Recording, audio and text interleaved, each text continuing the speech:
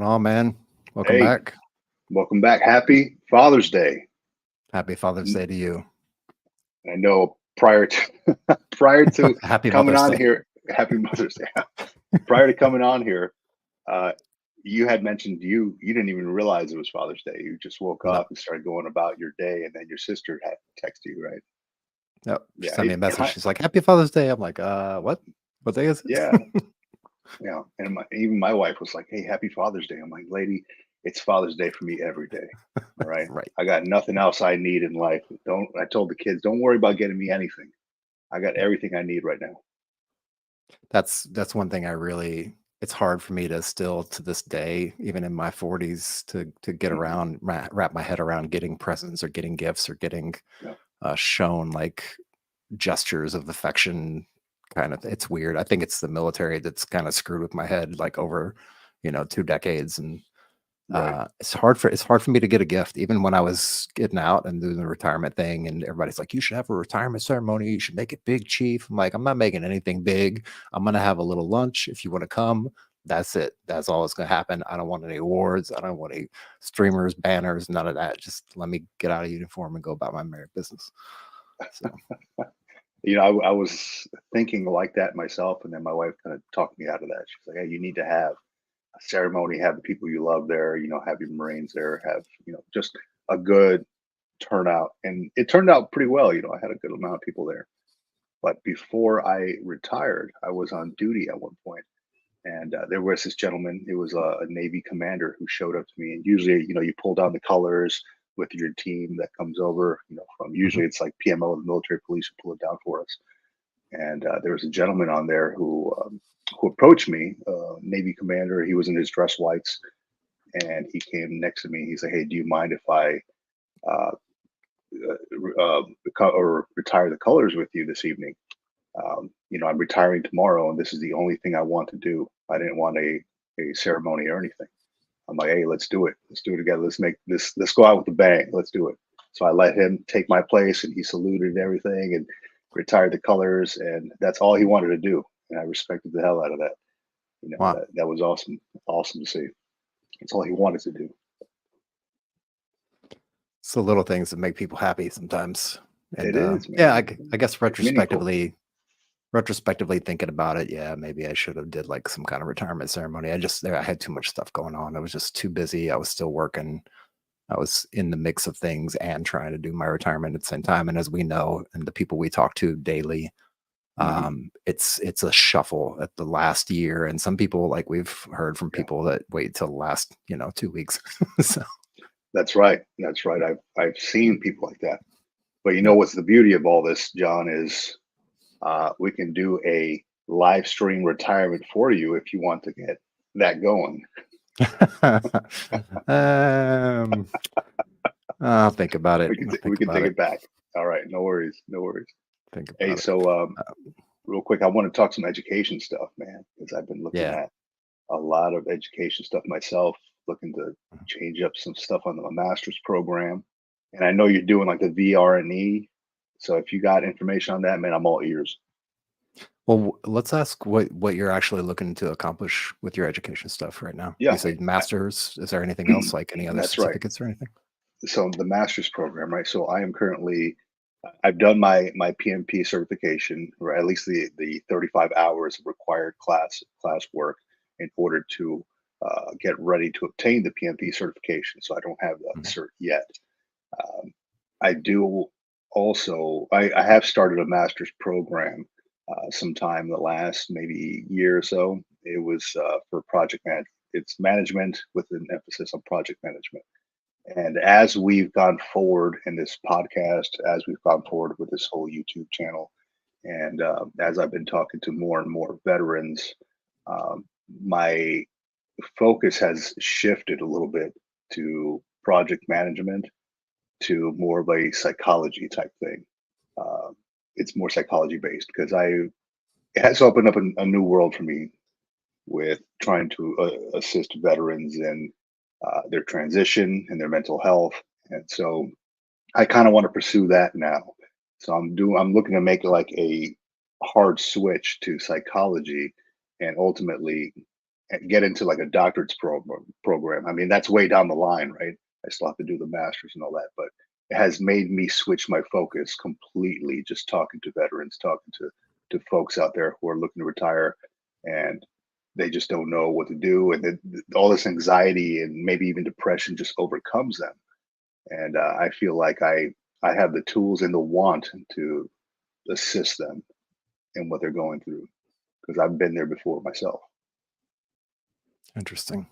You know. Yeah, that's it seems like it kind of all points down that direction, right? Like when you start getting into the things like we're doing, or if you're doing any Mhm. volunteer work, or if you're doing any kind of work outside of the military and you've already completed your service and you get out and you just start to see more and more veterans and you start to piece together these things and you Yeah. inadvertently get involved with things, right? Right. So yeah, I mean that's how I stumbled across the VRNE program. I know it's posted on the VA.gov website and all that stuff, Hmm. but I didn't really know anything about it. I know we've spoke about it a few times, and I wanted to find out like how does it work? What does it actually? I can listen to people on the internet all day talking about it, but I don't actually know what it actually is until I go through the process and see for myself. So Yeah. I put in my application, and basically the application was online. You just go online on the VA.gov site, you look up Mhm. VRNE, fill it out. I think we talked about it before, We have. and Yeah. once you do that, then they'll get back in contact with you within maybe a week or 2 weeks, depends on how long, how backlogged they are, because they are just another part of the VA, right? Hmm. And the whole purpose of the program is really rehabilitation for employment, right? That's the core purpose of the program. They want to be sure to put the tools in your hand to make you employable to for whatever job that is, whether you're trying to get upskilled for your current career path that you're already on coming from the military, or if Hmm. you're trying to switch career paths to something completely different, doesn't matter, right? So basically, employment readiness, whether that's getting you upskilled through kind of certification programs. If there is a degree program that looks like it can help you get to that path that you want to go to, that's a Right. potential option as well. So so yeah, I put in my thing. I did the interview. The interview was about an hour long. We did it online, on a phone call, video call, or whatever. And basically, we walked through everything. We walked through everything that I'm looking to do. He went through my form that I filled out, and we just verified some of the things that were on there. And then we just really got into the nuts and bolts of it. I feel like I got very, very lucky to the point where after I got off the call, I got really choked up. Like I was hit with a rush of emotions. And, we as veterans, we may experience this from time to time. I've had so many people on the podcast hit that point in the interviews, Hmm. um, where it just hits you all of a sudden, all at once. And it just really hit me hard, like how actually blessed we are, or I am, to be able to have access to some of these resources, um, because of the fact that I served my time in the military, and now that's kind of opened a lot of other doors. Yes, it makes things harder in some aspects because of employment, or moving or getting a VA loan or something like that. But Hmm. it definitely opens up a lot of doors. So we basically at the end of it came to the conclusion. And again, the guy that I worked with, I won't say his name, I'll just keep him anonymous, but the guy that I work with is also a veteran. He had to get out because of injuries. He served in the army. He was in a couple deployments downrange, and we did a little bit of talking about that as well. But basically, he was like, "Look, this is the career path you want to go down. You're already enrolled in a degree program, so let's just," and it points to the career path you're trying to go to. So let's just finish that degree program. And Yeah. what we're going to do is we're going to enable you to finish that degree program through the VRNE and not through your GI Bill. So then we got to talking a Mhm. little bit more, and he was like, "Oh, you're using the GI Bill already? How long have you been using it? When did you start using it?" I was like, "I got rated for my rating, and then maybe a few months later, I signed up for school and started using my GI Bill." He's like, "Okay, you haven't used all of it though." I was like, "No, I have still 30 months or whatever is left on my GI Bill." He's like, "Okay, look, here's what I'm going to do." And I'll put this disclaimer out for anybody, for you out in the audience listening.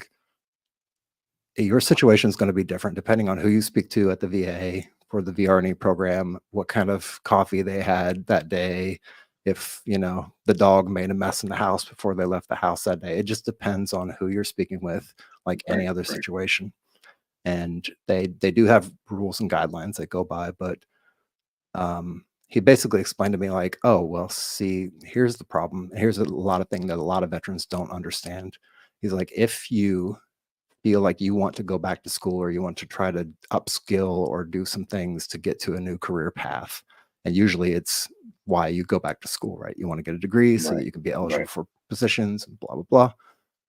He said, this is the actual way it's supposed to go. If you're trying to do that, if you have that in your mind that you want to go Hmm. pursue education or get prepared for a new job career, you should do your VA rating. As long as it comes back 20% or higher, that makes you eligible for VRE. Hmm. Once you're eligible for VRE, then you sign up for the program and you go through the interview process. After the interview, it's like a 30 days. I have to fill out a bunch of paperwork, send it back. And then if school is part of that program, then we will pay for the school. It'll be just like you're paying for it with the GI Bill. It just it comes from the VRED funds instead of the GI Bill funds. He's like, what a lot of people do is they'll use all their GI Bill and then they'll try to go do VRE, which gives you potentially an additional 48 months of schooling, but you've used all your GI Bill, right? And the VRE is not something you can transfer to your kids or to your spouse or somebody else. Right. But the GI Bill is, right? So he Hmm. was like, okay, so you've used it after the fact, after you got rated. So you were eligible before you started using your GI Bill, and now you're signing up for VRE. What we're Yeah. going to do is put in a request for a waiver or whatever it's called to have your GI Bill reimbursed back into your account. And then we're going to cover the costs that the GI Bill already covered. And we're going to take over the costs moving forward for your degree program. Wow. I did not Yeah. realize that could happen.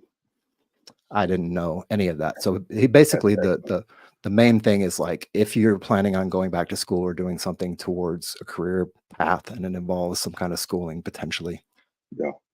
get rated first. Make sure you get rated, make sure it's at 20% or above, and then sign up for the VRE program. If you don't get a app, if you don't get accepted for the VRE program or for whatever reason they don't want to do schooling stuff, then you can then go use your GI Bill, but you're essentially giving away 48 months potential schooling paid for through the VRE program. And you get the BAH just like you do on the GI Bill. I think you don't get the book stipend or something like that. There's Hmm. one piece of it that's missing from it, but that's a couple $100, right? Um, and then at the end, if you want to use your GI Bill, then use your GI Bill. So I've never heard anybody say that before. I don't know if that's public knowledge, if it's out there in the internet. I've looked all over and I haven't not yet once heard anybody say anything like that. So Wow. So that's huge, though. I mean, I did not realize that that could happen. First, I want to say congratulations on that, John. That's yeah, amazing. You're thank you. you're getting things knocked out. You went through the interview process, and that was going to be my question for you was, how long was that interview process? Because I know you just went through that. And as I was reading through the VRNA website, I realized that there was an interview process. And what kind of scared me about it was, I was looking through Reddit, things like that, and a lot of people get turned down when it comes to the schooling part because it's not required for their path. And that's kind of what kind of was steering me away from that. Like, I don't know if they're going to cover that for me, because I'm making a complete career change at this point, right? Complete change from what I was doing in my master's program to now wanting to do like a psychology or counseling program. It requires, a master's for a counseling portion. It requires a doctorate for, to be a licensed in psychologist, like an MD or a PhD or something. Uh, but no, that's good information. I had no idea what to expect with that interview, and of course it varies, right? I'm glad that you Yeah, you put that disclaimer out there because somebody could have had a bad day, a bad morning. Somebody could have cut them off on their way to work, yeah, and they're just pissed, and you're not going to get the same person every time. But yeah. no, that's And I'll that's say great info, man. Yeah, and I'll say this, the original counselor that I got set up with was, in South Dakota because that's where my home residence is in the States. Right. Upon that initial contact, we had a little bit of back and forth on text message. They basically, if you give them your phone number, they'll send you a text message, and you can literally just click their little link and answer Mhm. through the text message kind of thing.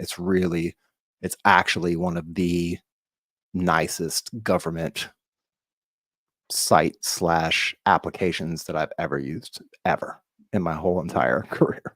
So, So, but he was like, yeah, since you're actually living outside of the country, like we need to set you up with somebody on the East Coast at one of our offices on the East Coast. They handle all the mhm. overseas stuff. So there was a little bit of a lag between, but again, the process was fairly quick. I wasn't expecting it to be so fast.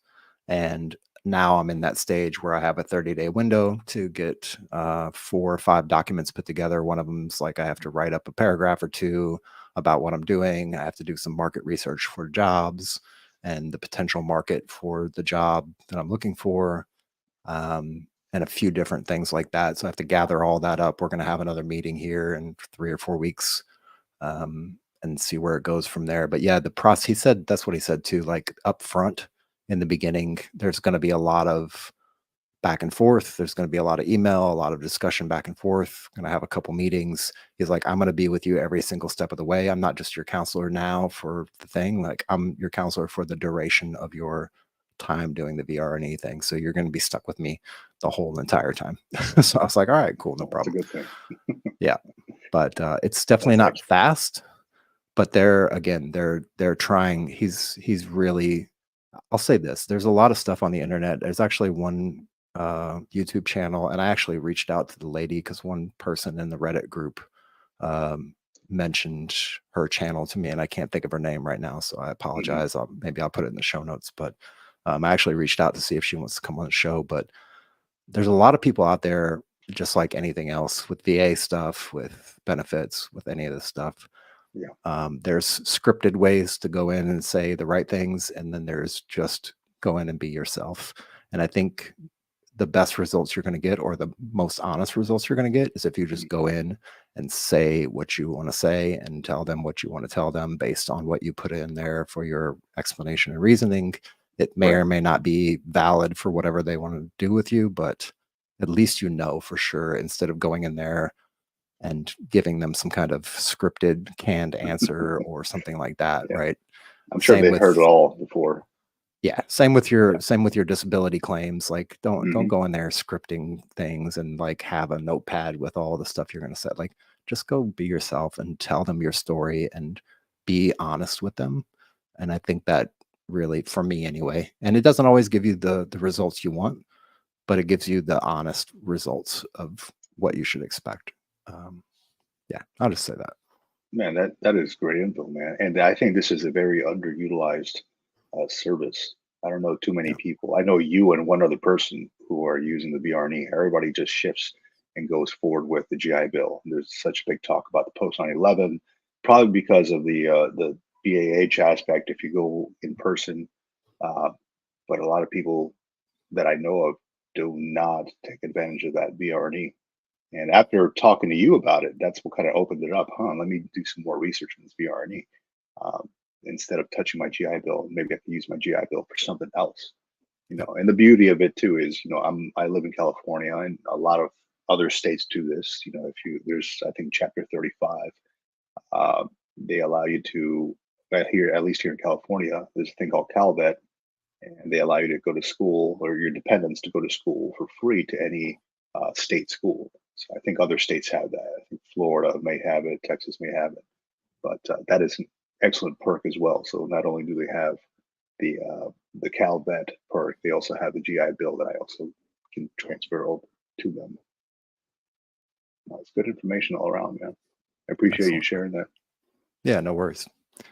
And if you don't mind, just for a second, Mhm. I did get to the bottom of the mystery of the Facebook thing.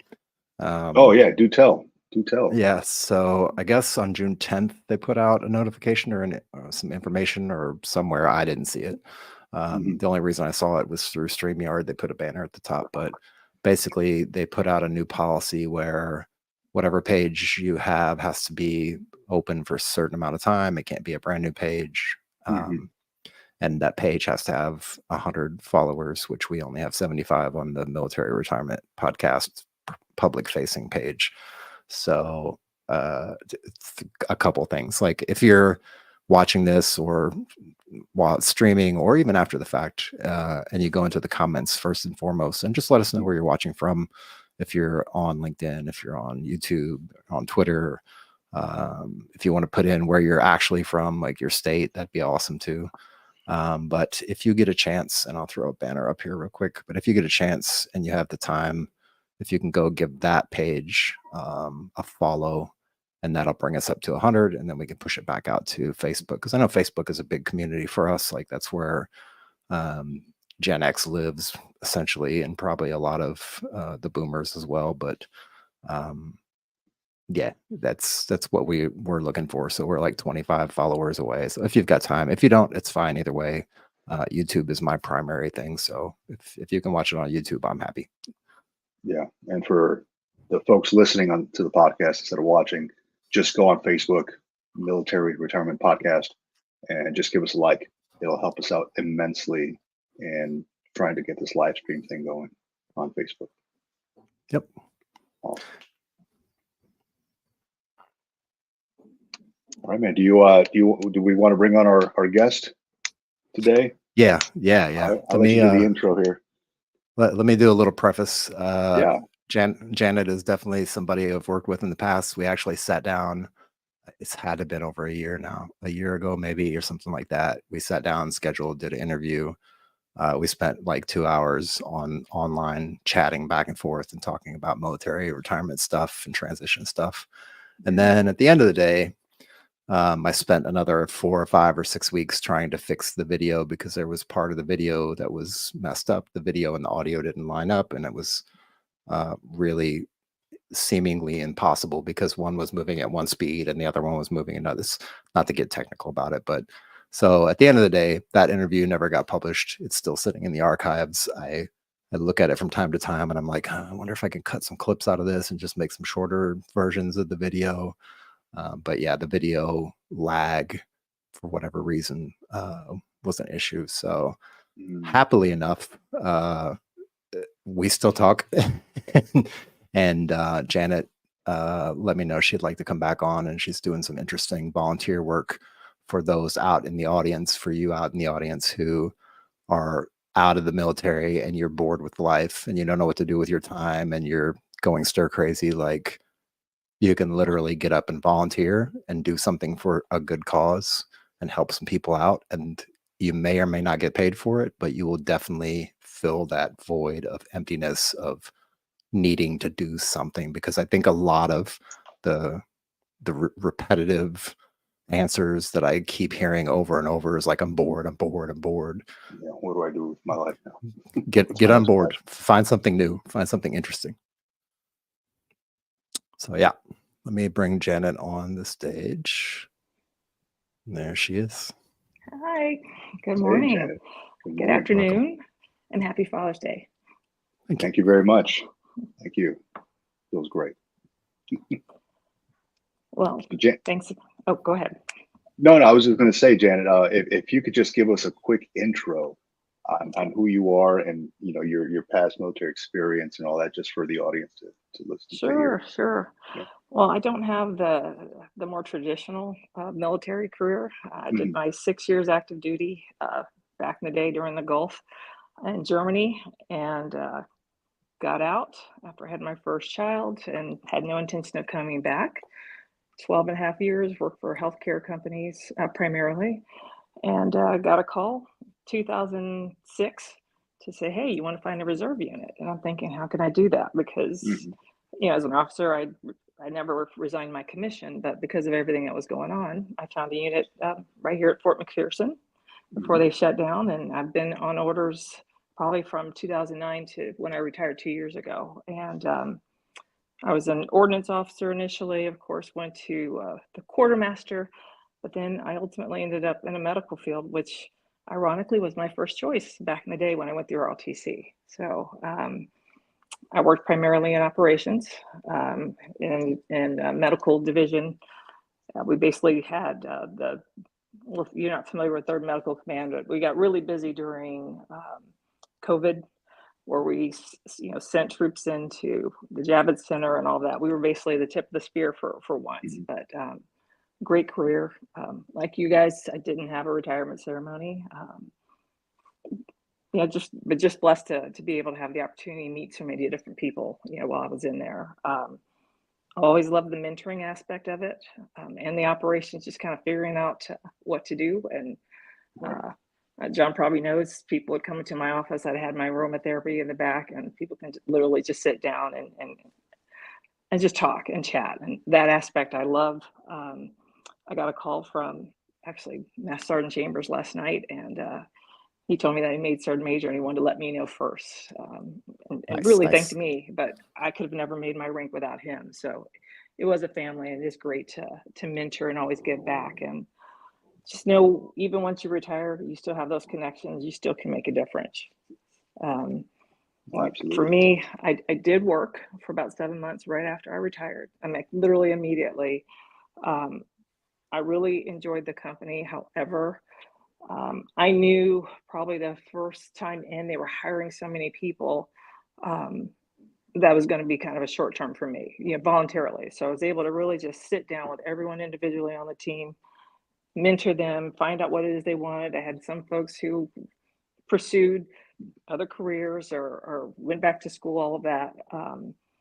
And then I kind of took a knee, because, when you're working that long, you don't really know, you don't understand how much you're putting into it. I was a single mom at the time, and I felt a little bit guilty at first. I'm like, wait, I'm gonna take a gap year. I'm not even 60 yet, but focusing on your mental health and your physical health. My dog has me trained. I walk him twice a day. It's been great. It really has. But like a lot of us, I did sit back and said, wait, what else can I be doing now? And I was at the gym, and veteran had his hat on. He just came up, talked to me, and started telling me about this program, the Veterans Treatment Program. I'd never heard of it. And it is basically veterans who get in trouble, felony, drug and alcohol, or mental issues. It was a judge I think in 2009 at Buffalo, New York, who realized that, wow, we've got a lot of veterans coming in with these issues.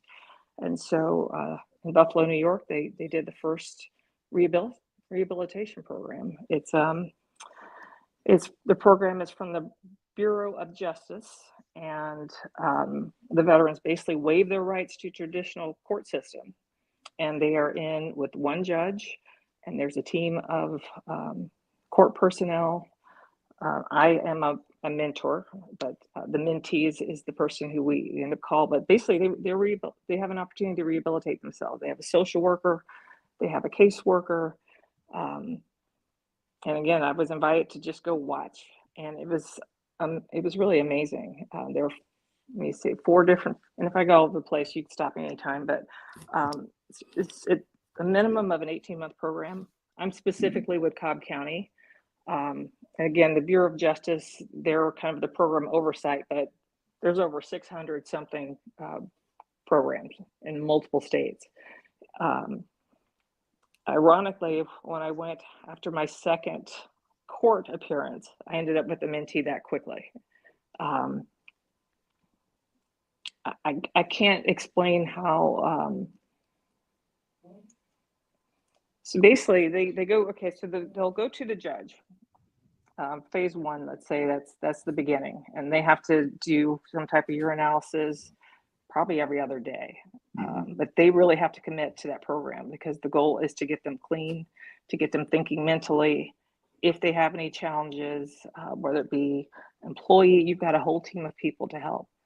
And when a person goes into, they see the judge, and all of them are in there at the same time, and they explain, hey, judge, this is what I had. Some of them may test positive, and I'm telling you, if you don't hold accountability and say, hey, I did this, they're going to put sanctions on you. I actually witnessed where one of the mentees, he came up, he said, hey, judge, I went to a graduation party, and I someone put an oxy in my drink, and the whole court, you can just see us all looking, going, oh man, he's going down. So the judge actually sanctioned him for 12 hours in jail right then and there.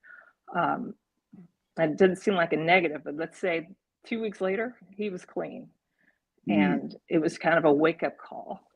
And to see some of the previous veterans that are graduating now, and their testimonies of what they were like when they first came into that program. So because we all listen in, they all can see those who are struggling, and they see each other throughout the program all the time. And so again, it's just a team to really help them be successful. My mentee is great. She wasn't sure if she wanted to even stay into the program because I don't think they really have evidence. They never really proved that she committed a felony, but she already said she'd love to be a mentor one time, and she likes the budget classes and everything else that they give you to be success, all the tools. So Janet, I have a quick question for you. sure. This is a great program. I've not ever heard of something like this until you just brought it up. My question: what made you want to get involved with something like that and help these folks? Well, you know what? It was kind of a no-brainer. As soon as he told me about it, number one is being a veteran and a single mom. You know the struggles. You see other soldiers who even within the military, all the stressors that we have, and we don't like to ask for help, right? Right. And so to be there and have someone sick was, like I said, it was really a no-brainer. I love the mentorship aspect. To me, it's my responsibility to kind of grab somebody else up, because Lord knows I couldn't have done what I did, without the teamwork. So for me, it was, and it's only been 4 sessions that I've attended, but my daughter already went with me. She went with me. She's in town and she sat there, but people are clapping, they get to spin a wheel, after a successful time period, and either they'll get a gift certificate or just seeing the rewards and seeing that someone, this last one who just graduated, he took his daughter, who's probably 13, and he said he was a mess when he came to the program. And for him to have his daughter back and for his daughter to now be proud, like I said, it's really a no-brainer. Because originally I thought, wow, every Friday, I don't know if I have that commitment, but you do. And if you can't make it, guess what? You still talk to your mentee on a regular basis. And like I said, I really love it. It's made me more aware of some of the other resources that are out there. Because again, some of them may have issues with employment. So, John, you just mentioned, the VRE. Those are things that some of these guys don't know about. I know I'm helping my mentee with her disability, her VA disability benefit. So, that's pretty much the drive. So is this program in place, like instead of the veteran, I guess, going to jail or getting a fine, they opt to jump on this program instead? Is that what it's for? That's what it's for. That's what it's for. And that's why they have one judge throughout the whole program. They have their mentor. They see a case manager on a regular basis. They have mental health appointments, and they're all pretty much in that room. And sometimes you may have a mentor who can get to a mentee better than maybe me. I would refer them to someone else. So we are a team, and all dedicated to the veteran's success. That's excellent. Wow. Yeah, it's powerful, because I can tell you there was one that because he went to jail, but his mentor, she said, I told him he's not getting himself together. I mean, she called him out. It's that tough love thing.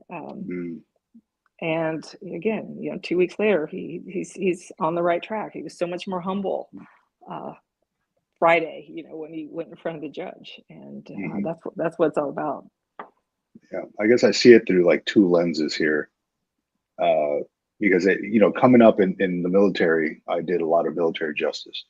I was an administrative law officer, and a lot of my job was holding people accountable. They do drugs, we need to process them, I go in there and I talk to the legal officer, the commanding officer, and talk to them about the options that they have, Mhm. or different charges.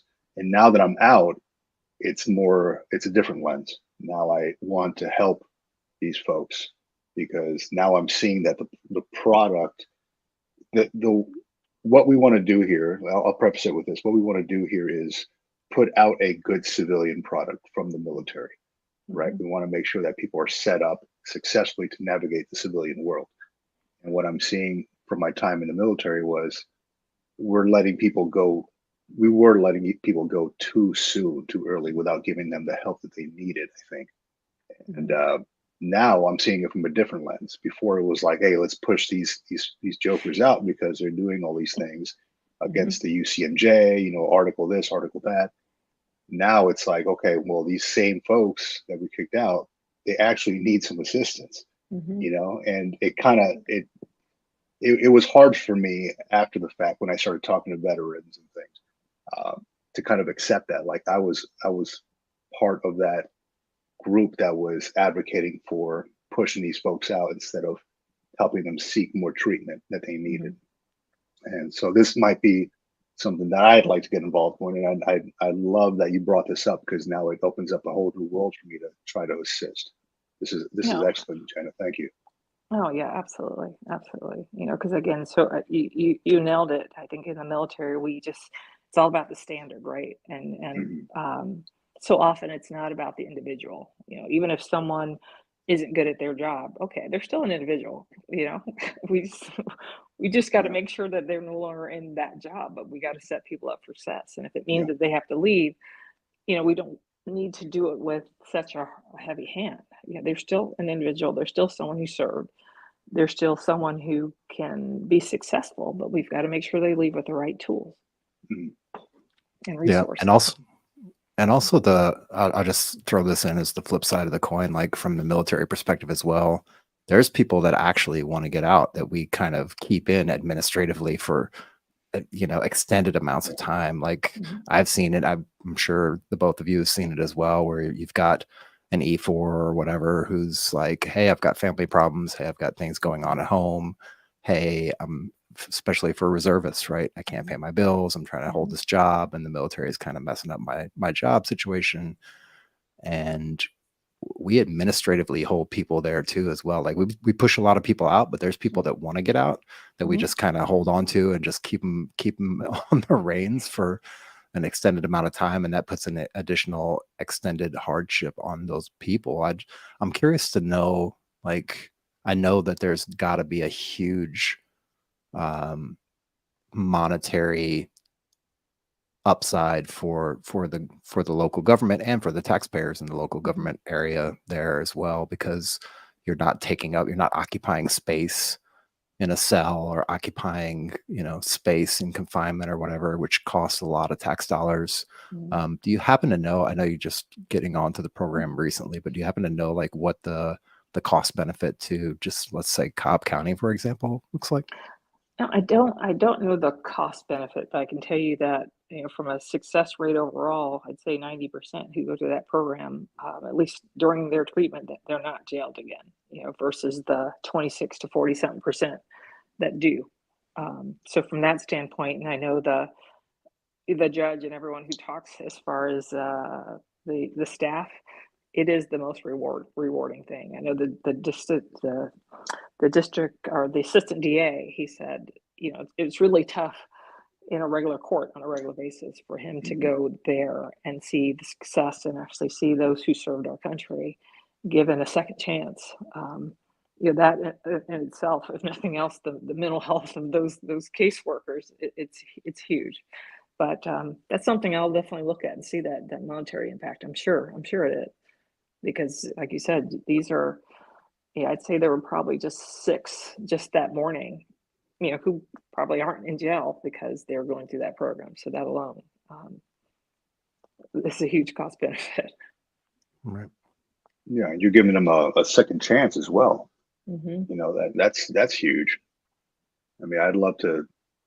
I mean, being a prior military leader, I loved it when my Marines, would find things out on their own. Hey, look, instead of us going this way and doing this admin or this paperwork, how about you seek the treatment that you need, or Mhm. find out what it is? Let's talk to different folks who can help you out, and let's not do the paperwork. Let's Yep. find you the assistance you need. This is kind of like the slap on the wrist. And hey, look, it's time for you to get better. Reality check.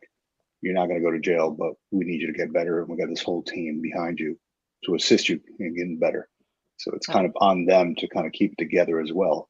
So Mhm. it puts the ownership on the veteran, just Absolutely. tap into your team, make sure that you're checking in every so often, make sure you talk to your mentor, Mhm. and if they don't, hey, you know what, here's the consequences, same as in the Yeah, military, here's the yeah, consequences. I watched it. I mean, kind of broke my heart a little bit, but I thought I knew it. I shook my head. I said, "Oh my gosh, this guy, he's going Yeah, down." But yeah. it's tough love, and he's like a different man. The humility, when he spoke on Friday. So to see that, especially the graduates. I mean, just Hmm. sometimes, there are a lot of tears in that room. Just seeing the success and seeing how difficult a process it was, but.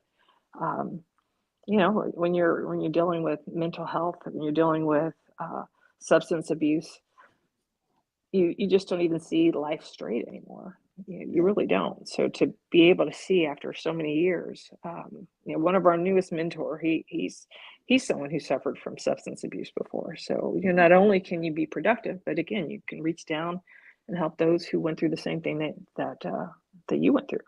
So Now, when you say huge. graduates, is there like a certain time frame that somebody needs to go or be a part of this program, or is it like individualized or personalized for each person?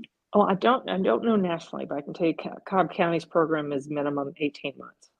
Okay. And let's see, the first phase is 3 months, and then there's 5 months for phase 2, 4 Hmm. months for phase 3, and 6 for phase 4, and 5 is, pretty much you're graduating. But within those, the first time as far as the having to do your drug screens, those are like every other day in that first phase. So as you continue to be clean, those requirements go down a little bit. And you have to go to court every Friday. I think by the time you reach phase 3, it may be every other Friday. So, there is benefits. It's as you go further in the program, the reins are being loosed a little bit more, and you're really slowly reintegrating into regular, normal civilian life, and that's the whole goal. I've got one of the guys. He's facing 30-year felony charges, and so Well, this is literally life changing, not only for him but for his family yeah. and all Uh, those who are positively impacted by him. He said that he, on his job, that yeah, he's a great person for the next to be a superintendent. So again, it continues to kind of roll downhill, as far as the benefits. It's awesome. It really is. Yeah, and I wonder if there's like how often beyond the every Friday court meetings is there anything outside of the scope of that window of engagement that you've seen or heard Yeah. that So people have to do or want to do? yes, absolutely. So they meet with their case manager on a regular basis, at least once a week, probably more often in the earlier phases. They go through a mental health. They have a mental health counselor that they report to regularly. They have group meetings, that they attend if they're in um, a drug abuse program like AA. They have to have a mentor specifically in that program. Um, so that's the whole key. They have a whole if they even have medical issues, within the VA, they coordinate directly with that VA where they could see those appointments. So it's not just one sided. It really is a teamwork and giving them the tools. Um, yeah, I can't believe like you'd never heard of the program because yeah, it is. It's eye opening. I'm actually reading it right now, specifically the one here for California, mhm. and it does mention. And I'm wondering if it's the same for Cobb County or nationally. There has to be some type of mental health issue related to post-traumatic stress disorder, traumatic brain injury, military sexual trauma, etc.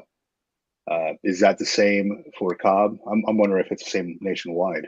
Yes. So I guess how they say it, that they have evidence-based criteria what they look at. But yes, definitely. Let's see, I have it right here. Yeah, you definitely have to be honorably discharged. Make sure I'm not missing anything.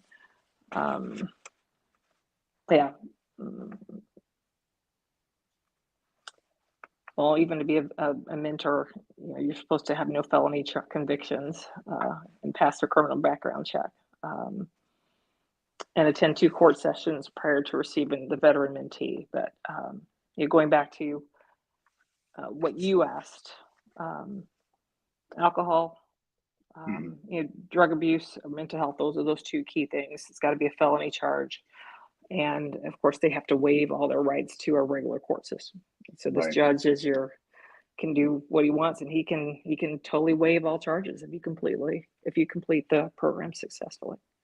Yeah, I'm going to do some digging on this because I'm wondering, what if somebody had like a general under honorable discharge? Would they even be considered? Is there a way to upgrade that? Is there a way to be, to get in front of this panel, this court, this veterans court system, while you have something other than an honorable?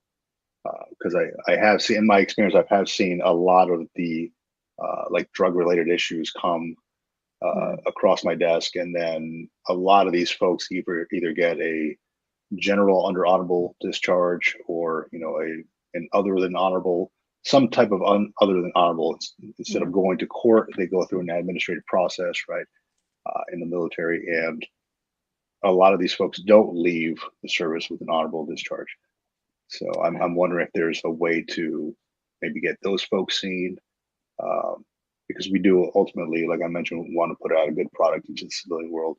And with all the homelessness that we're seeing, with veterans homelessness, this could definitely help out in some way. Well, that's a good point, because I believe there is a process just in separate of this program of going through some type of appeal process. There is, and it's not guaranteed. It's you're just appealing it, right? You're putting forth your record and how you have adjusted. I don't exactly know what the process is. I know of the process to get your discharge upgraded. I've heard of folks getting it upgraded, but it's like it's tough. It's an uphill battle. I know too many people who ask about it but never actually do it, because it's just an immense thing to take on. And chances are they probably won't even see any benefit from it. Yeah, that's terrible. I mean, hate to see that. I mean, because so often a lot of it has to do with who's your case person at the time too, right? Sometimes it's not what you know, it's who you know. And even with the VA disability claims, like I mean, I know I'm going off topic, but I know with the PACT Act, claims they're getting backlogged again. I've got quite a few who are having issues with how long it's taking for the VA to even look at their claim because of the PACT Act. But and they, just as we normally say, well, we're not going to call, we're not going to do anything. But yeah, call. That's where you use your congressman, you do a congressional to say, hey, I need this help, because if ultimately Congress needs to provide more resources to get these veterans through, then that's what needs to happen. I know I did an upgrade to my disability, I think in January, and no one's even assigned. I just wanted to add my daughter onto the list who's eligible. They haven't looked at it to this point. Wow. So this was January. That's when it was upgraded, and so she actually can be on a healthcare system. But here we are. Where we are in June, almost July. Yeah. And it's showing. Not even, it's received, but reviewer has not even been assigned yet. So nice. So that's going off topic again, but just knowing that it's okay to continue to call. It's okay to use your congressperson or DAV, disabled veterans. I mean, they're great. They're a great resource if you're having issues with your disability or claims. And don't get frustrated from getting the runaround. One thing that I did is I've used the VA in the last few months, just healthcare wise. I cut all the other. I wanted to just see what's the quality of care there. The quality is great, at least in my experience. It's getting in is the challenge. Getting over the administrative barriers. That's the problem. So you definitely don't. You need to reach out to these resources to help you get through a little bit quicker. It's okay. You don't have to sit around and kind of just wait, because I think people care. People care about making sure our veterans are being taken care of. So yeah, that's probably and the I next thing I definitely want to volunteer on. on VA helping out VA with veterans benefits and stuff like that. Yeah, Or even yeah, operationally, because yeah. even to change your name, I had to go through almost an act of Congress to get my name changed. Literally.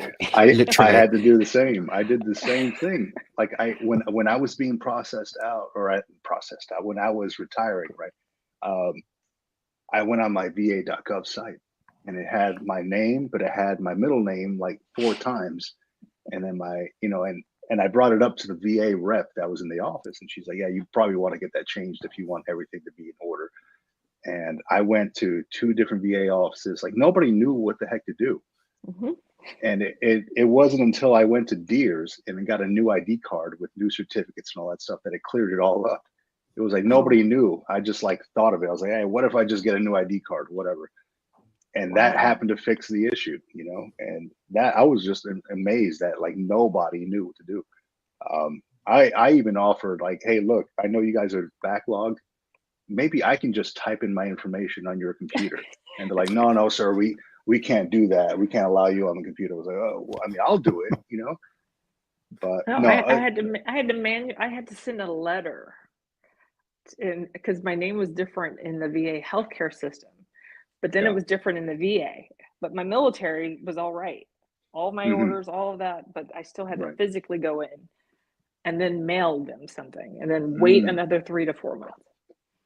So yeah, that whole admin process is kind of messy, but I will say, John and Janet, that this past week was my first time ever going to the VA for some kind of service. I had my initial visit with a primary care manager, only because we were having issues with our primary insurance for vision and dental. So I figured, let me tap into the VA and see if they can assist me with all this stuff, because I do have some vision and stuff on my claim.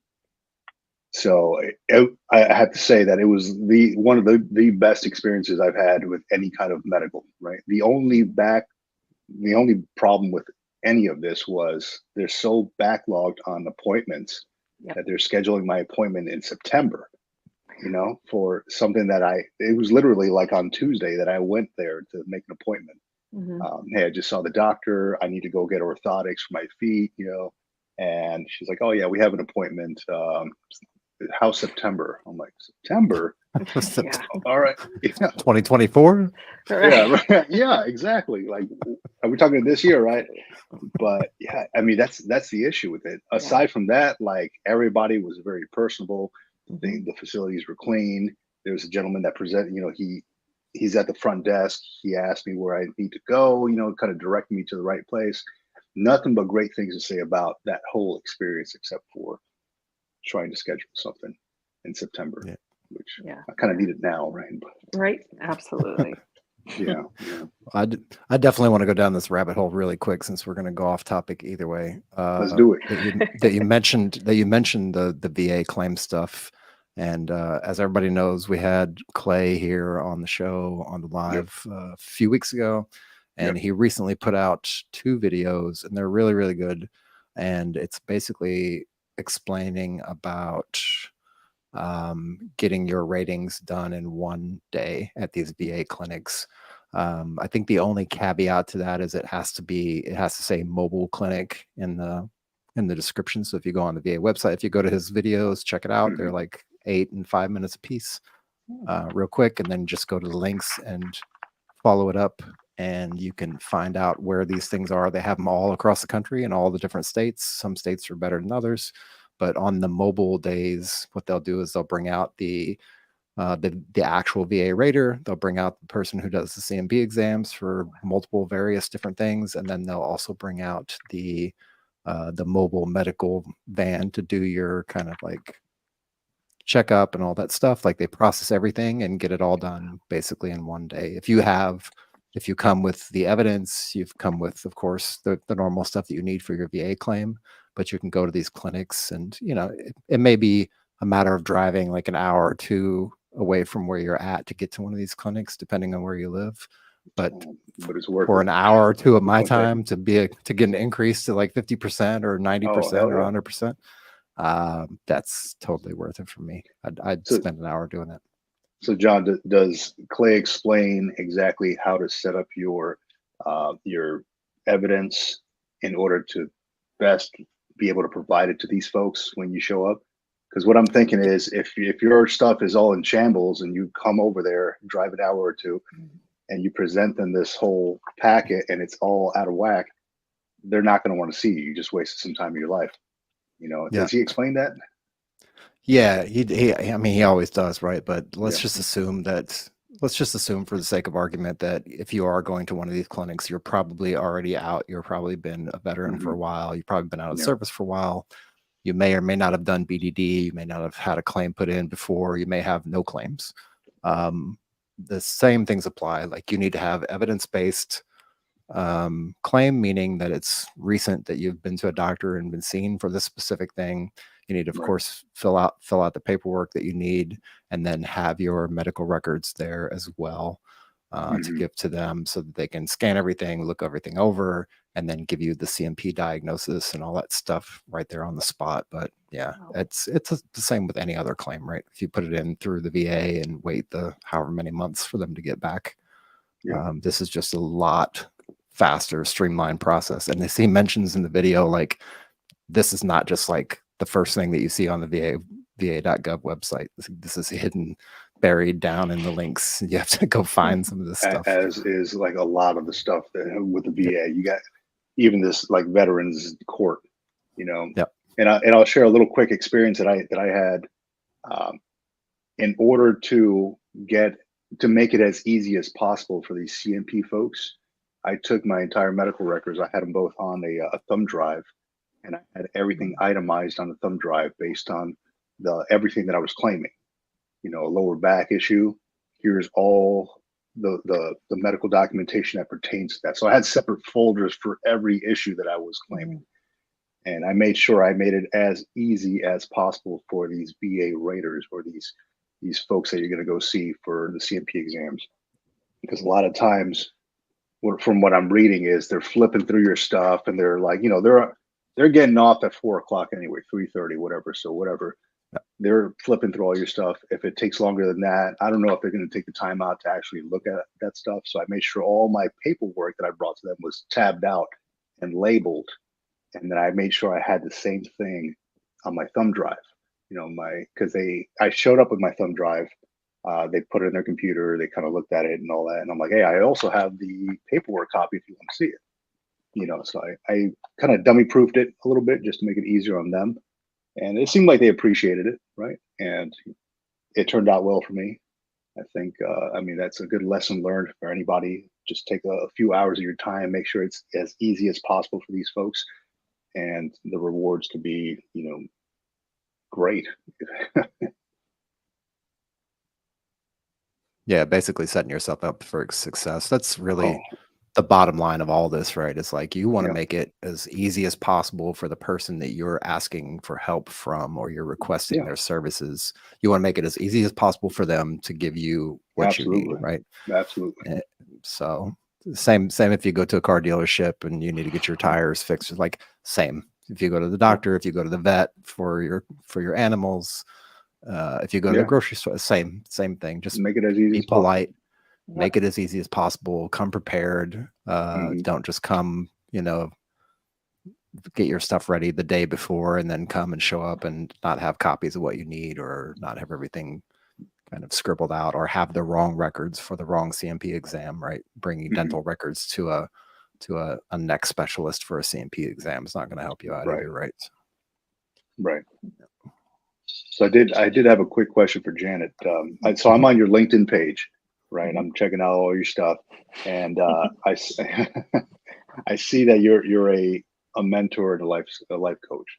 Is that right? Yeah, so I did do, I went through Transformation Academy. I did life coach training. Hmm. You guys kind of talked about it before. I was a psychology major back in the day, Yeah.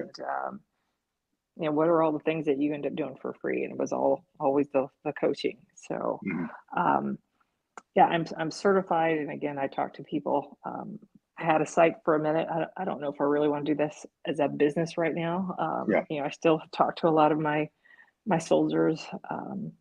Potentially, I'll look at doing maybe health coaching for the VA. If that's Hmm. something, if that's a need that they need. Um, but yeah, it's just a passion of mine. Before I was a personal trainer for years ago, but for me, it's the overall, body, mind, and spirit. All of that is to me a sign of wellness. And John knows that even when I was at my promotion ceremony in the colonel, we all still have sometimes that imposter syndrome. And I talked about how Yes. in the military we're to have this whole hua mentality, but we have insecurities, and sometimes we need motivation as well. It's we've got to allow people to be themselves, and a track for me may not be the same track for you. It's a different path, and I think once we really tap into our strengths, Hmm. not so much our weaknesses, but our strengths, then Right. we're going Right. to be okay. So that's my passion for the life coaching aspect of it. No, it's excellent. Yeah, I saw it on here. You're already kind of doing it with the whole veterans court thing. Right. You're a mentor for that. So yeah, I applaud you for that because that takes a lot of time and effort to mentor folks. Especially when you're outside of the uniform. Um, Mhm. but no, you're doing it, and that's something that you're inspiring me to do it as well. Excellent. Thank you. Well, good. Well, good. Like I said, if you have any questions about it as I Oh, learn more, I'm I'd definitely love gonna. to Yeah, share. I'm definitely going to talk to you about it a little bit more after the fact. Great. And since we're on the military retirement podcast, I might as well just go ahead and ask the question. And Hmm. depending on the time, I definitely want to make sure we give you your time that you need. If you need to hop off, just let us know, because sometimes we can just go on for hours and hours and not even think about it. But I did want to ask you, since we last talked, and since you've now transitioned out of the military, are there any things that really stuck out in your mind over the course of these last couple of years of being out that really kind of like highlight in your memory or in your mind of things to look out for, roadblocks, or things to look out for that are really, really good that you should pay attention to? Anything that's kind of like stuck out in your mind this over this time? Uh, I'd say definitely if you're looking at going back to work, pay attention to the resources. Those classes are designed for your success.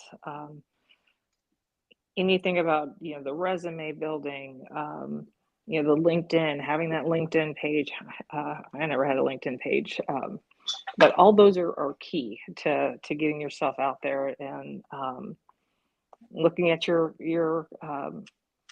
benefits as far as education.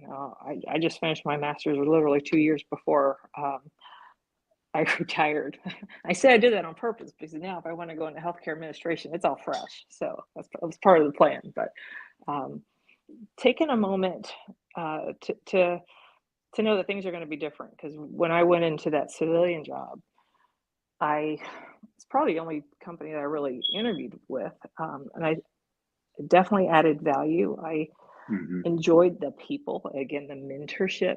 But you as a veteran, you also have to know your value and not necessarily take everything that comes in your path, but really take the time to see what is it that you want to do. You've been Yeah. in a military environment, you've been told where to go, what to do, for your whole career. Now it's time to step back and explore. And if it takes a little bit of time, or if you go somewhere and you're like, wow, this isn't really it, that's okay. It's okay. Know who you are, and if there is a path that you want to, know that you still have the ability to do it. Like, with you getting your PMP certification, what are the things that you need to do to go to the path? You don't necessarily have Right. to just take whatever you get. And if you need to take a knee for a minute, I mean, as long as financially, you're in a moment to do that, that's okay. And that's what someone had to continue to tell me. Yeah. Once you take that breather, it's almost a guilt thing, but the mental aspect of it is huge. It really is. And so don't get out and cut off all your ties. If you've got your veterans who've been your ride or die, had your back, stay in touch with them. Because it's very easy to isolate. I think that's another key, is don't necessarily isolate yourself, because it is a transition going into a whole new environment where, now, again, you've got to pretty much work on your own, or you got to worry now about making money for an organization versus, missions of the military. It is different. So use the VA counseling, and as I'd say about anyone else, talk to people when you have issues. Don't isolate. Don't, because it's really hard. Transitioning is a challenge. I mean, my blessing is that I did 12 and a half years of civilian work before I really went back. I almost had a part 2 with my military career. But pay attention to all the classes, use your resources, and talk to people. Because gosh, just to see what you guys have been putting on the site, it's out there. It's out there. It is. And stay in touch with your mentors. They'll guide you. I know for me, if anybody calls me out, I'll help them any way I can. Yeah, and I think you hit it on the head too. Is a lot of folks, and we talk about it all the time here on the podcast, about mental health. And a lot of folks, after they transition out, there is a sense of isolation. You are on an island at that point, and it almost feels like you have nowhere else to turn. But I mean, there's a whole world out there for you, right? It hits home because it's like I went through the thing myself. I'm sure a lot of fellow veterans went through the whole thing themselves, where they feel like that anxiety. What's next? What's my next mission? There has to be something happening, right, at all times, right? But you're no longer there. You can take, like you mentioned, you can take a breather, and it feels like maybe I shouldn't be taking this breather, because what do I do now with my hands? I'm sitting here. What do I do? And that's a great time to take a step back and actually analyze, what exactly do you want your next mission to be? Is it sitting on the beach all day? Hey, I tried that for a month and I got bored of that, so I had to find out what to do next. And that's where the next passion comes up, the next mission, what you really are passionate about. And whether it's, going to work for a company or starting your own thing, something's going to come about. It comes about with networking. It comes about with talking to folks, trying out new things that you've never done before. I never thought that I was going to get into liking psychology or anything like that, but sure enough, after talking to John and, talking to all these veterans, it landed on my plate. Now it's something I want to do. That's awesome. Yeah. And if I could just play the devil's advocate real quick, maybe it's kind of like my role in life. Just so we don't demonize isolation. Actually, I had a conversation with my wife today, and it was one of those realization moments. And it's funny because we're talking about it now, but if you are going to isolate yourself, right? Because I mean, when I transitioned out, I think it was like the tail end of COVID when you got out as well, right? Yep. So during the COVID season, call it the season of COVID, there was a year or two where isolation was a real thing and people really had to do it, and it was forced upon people. But there's also seasons in your life where you can isolate. I would just say, if you are going to isolate, and this isn't medical advice, I'm not a doctor. You two could probably speak on it better than I can. But if you're going to isolate, do it with a purpose. Do it with some kind of intent behind it. Don't just do it because you want to just not talk to people and you just want to kind of like close off the world and get away from everything, and do it for you're doing it for the same reasons why people turn on the TV and watch 18 hours of, a show back to back to back seasons. Don't do it for that reason. If you're going to do it for a reason. Have some intent behind it. Set a boundary on it. Set a timeline on it. Like, hey, for 6 months, I'm going to just go into my cocoon, and I'm going to go into my secret laboratory, and I'm going to figure out XYZ. What do I want to do with my life? What do I want to do as a career? Do I want to go back to work? Do I want to go back to school? Like, figure those kind of things out. Put some stuff on the dartboard and start throwing some darts at it, and set specific boundaries and goals within that time that you want to be in the cocoon. Because I don't think there's anything wrong with being in a cocoon. It's a good time for mourning, right? If somebody passes away in your family, it's a good time for figuring out your life. If you go through a separation or a divorce, if you go to a deployment and something bad happens and you come back and you want to isolate in a cocoon. I call it a cocoon because at the end of that isolation in a cocoon in nature, there's a butterfly that emerges, right? So I would definitely say we don't want to demonize isolation. Isolation is it is just a thing. It's not good or bad, but if you're going to do it, definitely put some boundaries on it and do it with a purpose. I think that's what I would say. No, that's good. I'm the queen of isolation. I mean, from that standpoint, I could be alone. If anything, I have to kind of force myself out there, but I'm very comfortable being alone. But that makes a lot of sense. I know one of the things I'm usually I wake up, first thing I do is turn on the news. And so I've challenged myself, to not turn the TV on, for the first, 3-4 hours of my day. And that opens me to sit down, write down, okay, what do I want to accomplish this week? What's on my list? What short-term stuff, where your brain, everything is a little bit more organized. I may want to go outside, outside and stand in the grass barefoot or whatever, but just different experiences. Versus where we're, like you said, we're more intentional. I think when you're more intentional, if you turn the TV on for automatic entertainment, you no longer have that time to really think and self-reflect. So that's really good advice.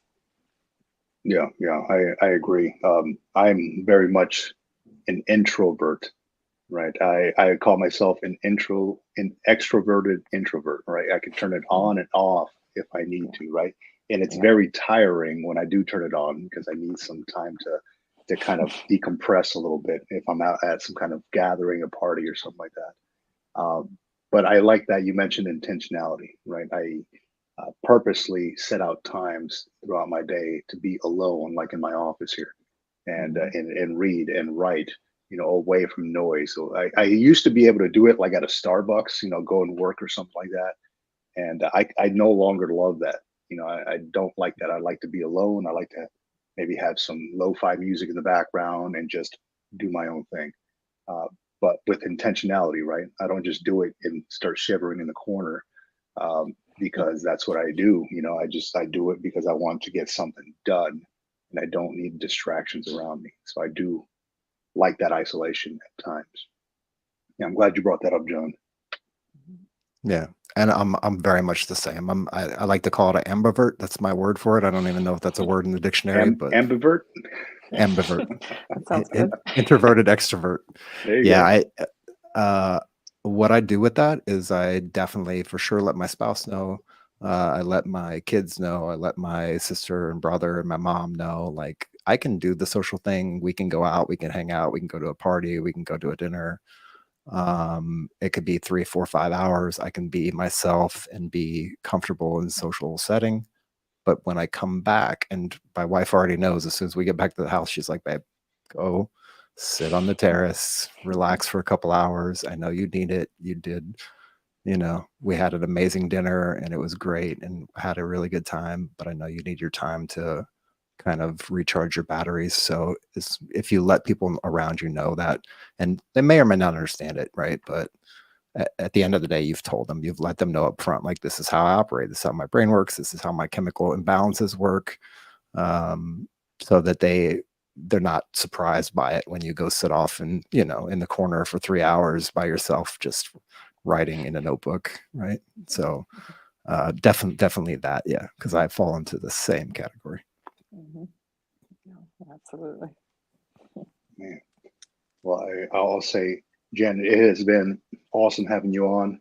Great hearing about your career and what you're doing with veterans, with mentorship in the veterans courts. You've taught me something today, and I'm sure we're going to be in contact about this, because it has opened up a whole world that I didn't even know or didn't even realize existed. So I appreciate that. It's been a pleasure having you on. Well, I thank you as well, because I mean, just this short time, all the different things, all the resources that I didn't know. So it just shows how important it is of what you're doing to get the information out. And love to be back, whenever you have me. So I thank you. Yeah, definitely. Absolutely. That'd be awesome. Yeah, we're actually going to be in Atlanta in the end of September, so maybe we can all link up and grab a coffee or something, That'd or be awesome. Yeah, do absolutely. an in-person thing. Who knows? Who Okay, knows what'll who happen? knows? That But sounds I'll Janet, good. definitely let you know. where can folks find you if they wanted to get a hold of you for like any kind of mentorship or more information on those veteran courts? My email is janetross7@gmail. So hit me up, or Okay. I'm on Instagram as well. Janet Ross 7, same thing. Very Right consistent. on. Right on. LinkedIn, all the above. LinkedIn. That's where I found you, on LinkedIn. So Yep. that's cool. That works. I'll connect with you right now here. Awesome. And hopefully people don't start blowing up your email. Well, that's, that's where you have folders, but it's okay. It could happen. Could happen. Just saying. And if All they right. Well, do, we'll awesome. cut that. All Yeah, right. it's been great. Thank you. Thank you for hanging out with us, and thank you for being very, very, very patient with me. I really, really appreciate that. That's No, meant the you were the world to one me. patient with me, so thanks for not giving up, though. I appreciate it, and all the fathers Yeah. again, enjoy your day. It's okay. It's okay to be loved on and appreciate it. It's all right, because you do a Yes. lot. Yes, it is. Yes, it is. Well, thank you, Jen. All right. All right. Take care. I'll talk to you You later. as well. Bye. Hey, man, that was Excellent. pretty eye opening, John. Thank you for mentioning that we should have Janet on the podcast. A lot of things. I learned a whole ton about this whole veterans court stuff, and I've got like 3 different windows open just reading about it right now as she was talking about it. So it's a great way to get out there and just be a mentor to folks who need some direction in life. Right? Not everybody gets out in the same way, with the same mindset. Some folks get out and they're lost. Maybe it takes them a little bit longer to find what they want to do, their passion, or just get the ball rolling in general, right? Depending on what their education, financial resources are, financial situation is. So this is a great way to get involved and help somebody out who's maybe having some kind of troubles in life. Yeah, there's multiple ways of mentoring, and that's one of the reasons why I reached out to Janet, and that's one of the reasons why we still stay connected after all this time of working with each other and then being out afterwards and both being retired afterwards. She's one of my favorite colonels, and there's only like a small handful of colonels so that I really, really enjoyed working with. One, because she was just an amazing leader, an excellent leader. I remember that promotion ceremony, and I remember I said something along the lines of like, you really deserve this. You really earned this. Like, there's nothing to be having any kind of imposter syndrome about, as we were doing like the handshake line or whatever. But yeah, and again, it's the same kind of mindset, same kind of mentality. Like my office was the same. It was low lights. I had like some stuff going on in the background. There was usually some lo-fi music playing, and people would walk by and be like, what the hell is going on in there? So, What? and then they would come in and they would sit down with Chief and talk for 3 hours, and then they'd walk out and be like, you know what, I feel really good. I feel great now. I'm like, good. Yeah, Awesome. yeah. I mean, it's all about that open door policy type of deal, Yeah. right? I had the same Because thing. the rest Yeah, I of the just time my don't door like. was closed. Yeah, I had the same thing. I would keep the lights down low. I just, for one, I just don't like fluorescent lighting, so Right. I keep it down low. I had the couch there. Just invite people in if they ever wanted to talk or get something off their chest. Then that's fine. That's what I'm here for. That's part of leadership, right? Listening to your subordinates, listening to the folks who need to talk, need to vent, need to maybe talk about their day, and everybody needs that, right? So I guess we were Yep. kind of like a psychologist slash leader slash chief warrant officer, and in some type of way. But no, this is great, and I appreciate you sharing about the VRD, man. That a lot of stuff. I had so many questions about that whole interview thing. Um, I didn't think I even had a chance to get past the interview after reading it and after reading like some Reddit posts on it, because I figured, they're never going to approve a master's degree, right? It's for folks who want to do like, I don't know, AC mechanics or, whatever it is, or become a mechanic, get ACE certified. Um, I didn't think that they would cover a full on degree, but now my mind has shifted a little bit, and I think I'm gonna pursue that now and start submitting the paperwork for it. Yeah, I was scared for a long time, and I didn't think I was going to be able to get through it, and if they're going to approve me or not, and if I even was qualified to be eligible for it or any of that stuff. So I Yeah, just kind of stepped off the edge of the cliff and took the leap and dove into it. Because I mean, if nothing else, I get some great information for myself, but I also get right. some great information to pass out to everybody else as well. Because there's probably a lot of you out there in the audience who or have thought about it or heard about it or has contemplated it for a minute, and then you Mhm. just you're hesitant, right? So um yeah, I was fully expecting for them to be like, yeah, you're eligible because you're blah blah blah percent VA rating, but really this isn't the program for you, or we don't support people outside of the United States, or Mhm. like any number of excuses that I had running around in my Right. head of why they could say no.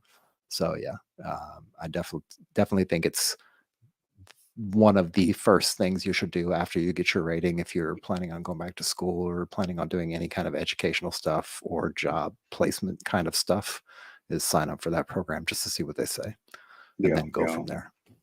yeah. I'm definitely gonna do that myself, man. And yeah, great information. Yeah, because I didn't want to touch my GI Bill just yet. Right. I have not touched it yet. It's still intact, 100%.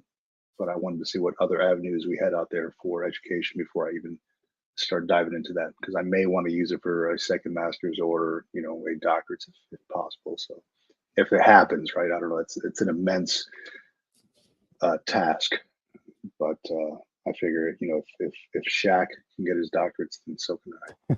So, nothing against it, man. I love the dude. Yeah, Dude, and also uh just the last kind of thing on the education thing, if you are not sure about what full-time means, make sure you talk to your school counselors or whoever you're trying to get signed up with school for, because they have different schools have different variations of what full-time means. For my yeah. particular school, it's one class in person, one class online. That's full-time. Mm, So, and the terms are only 8 weeks, I think. So it's really short and condensed. yeah. And they make it easy for not only veterans, but they make it easy for military members because that's primarily who they service, right? But yeah, check with your school, make sure you understand what full-time actually means, because it may mean you can just take all online classes, or maybe you just have to do one class in person. So Yeah. Absolutely, man. Well, shoot, John, this has been just a great episode, man. Just a ton of stuff that I'm learning. So, and I'm sure folks out there are doing the same. But yeah, I just want to get it out there for the masses. We are still on the hunt to get 1,000 followers on our YouTube channel. If you have not hit up our YouTube channel yet, the Military Retirement Podcast, please do so. Give us a like, subscribe if possible. Once we hit 1,000, we'll definitely get out to Military Influencers Conference in Atlanta this September, and do some meet and greets, some podcasts, some interviews out there while on site. So all it takes is for the listeners out there just to give us a like, subscribe on the YouTube channel, and they would help us out immensely. that's right. And yeah, thank you all for out there for listening. Check us out on YouTube, check us out on Spotify, check us out on Apple Podcasts or wherever you stream it, iHeartRadio, all those places. Yeah, Reads Across America Radio as well on Wednesday evenings. You can hear us on there. And yeah. Oh, one last thing before we go. let's do it. So, Um, what's up with that bottom line up front book? How's that looking? oh yeah, yeah. So I'm glad you brought that up. So this is an ebook that we're going to be dropping very, very soon, and I'm excited about it, dude, because we've been kind of hinting at it on the military retirement group, our Facebook group, and also here on the podcast. Uh, Basically, just a few chapters on the whole retirement process, right? What to expect, and how to navigate the whole thing. And we wanted to make it just an easy like guide for anybody out there who is maybe kind of lost, or maybe looking for some guidance on what to expect. We're going to be dropping that real soon, so you send it back to me. I know I sent it to you with like some edits, you send it back to me, and kind of going back and forth. But now I think we're very close to dropping this thing. And first off, it's going to go out to our folks who have subscribed to the military retirement group on Facebook. There's an option on there when you do join the group to add your email on there, and that'll get you first access to the ebook once we drop it. So I have a whole list of emails I'm going to be shooting it out to, all these emails first, and then we're going to start publishing that on our website. Is that right? Is that right, John? Yeah, that's right. We'll have it up on the website. I'm also in the process of going through KDE to put it on Amazon as a free download book on there as well. So working through that, that's a whole nother job of its own, doing that process. So I'm going into it very blindly, very dumb, and just again jumping in feet first and seeing what happens and figuring it out as I go.